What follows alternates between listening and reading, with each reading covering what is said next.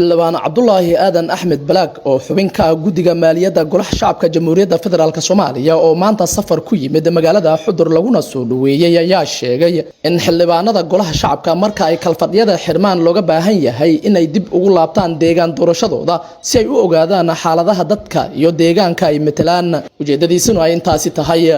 xildhibaan Cabdullaahi Aadan Axmed Balaag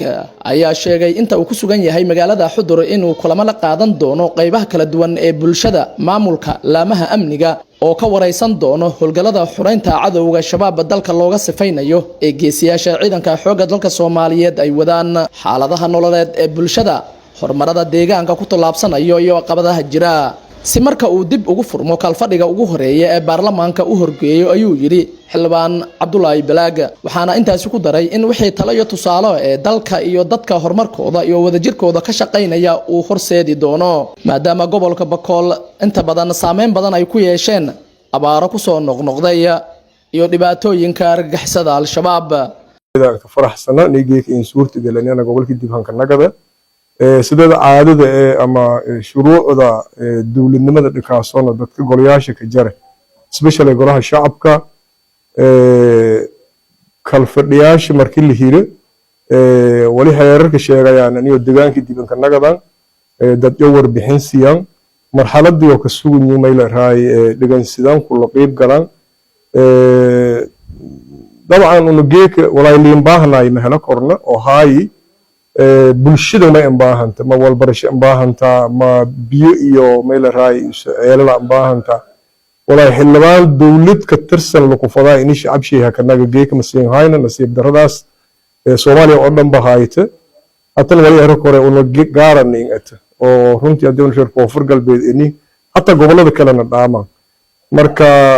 safarkay madan wali ka salaysinya kalfadhigii lixaad ee golaha shacabka la hiri sida nidaamka sheega oo heerarka sheegayn wali waa xildhibaan kasta inuu dad dibanka nagada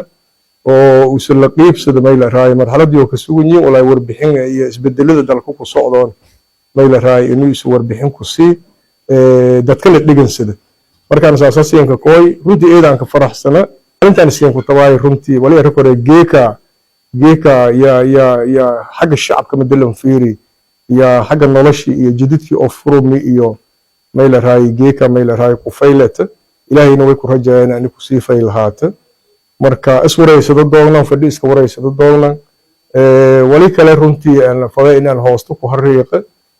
intaan gobolka ku moqnaay dhibaatooyin gobolka ku dhiyeen oo runtii uu ku taala reebeen